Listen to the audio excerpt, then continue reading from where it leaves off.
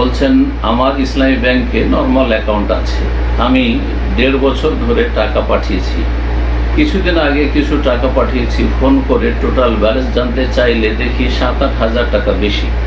এই বেশি টাকাটা কি আমার জন্য হালাল হবে? যদি ইসলামী ব্যাংকে অ্যাকাউন্ট থাকে, তো যেহেতু তারা দাবি করছে যে তারা সুদভিত্তিক কারবার করে না, বরং তারা মোদারাবা মানে আপনার পুঁজি, আমাদের পুঁজি, জনগণের কাস্টমারের পুঁজি খাটিয়ে তারা ব্যবসা করছে এবং ব্যবসা থেকে লভ্যাংশ দিচ্ছে।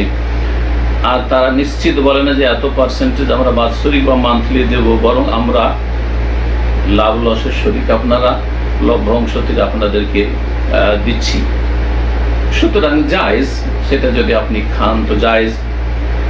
আর যদি আপনি অধিক সতর্কতা, আপনার তাকওয়া এবং ওয়ারা, আর দাবি হচ্ছে যে আপনি যদি সন্দেহমুক্ত, শুবহাত মুক্ত থাকতে চান, তা সবচেয়ে ভালো। তাহলে মুক্ত হওয়ার জন্য সেই টাকাগুলি দান করে দেবেন। আলহামদুলিল্লাহ, আল্লাহ রাব্বুল আলামিন আপনার রুজিতে আরো বেশি বরকত দেবেন। এমনি সাদকা খায়রাত করছেন, এই সন্দেহযুক্ত সামান্য কিছু টাকা পয়সার সংমিশ্রণ না ঘটিয়ে সেই টাকাগুলি যদি দান করে দেন সবচেয়ে ভালো।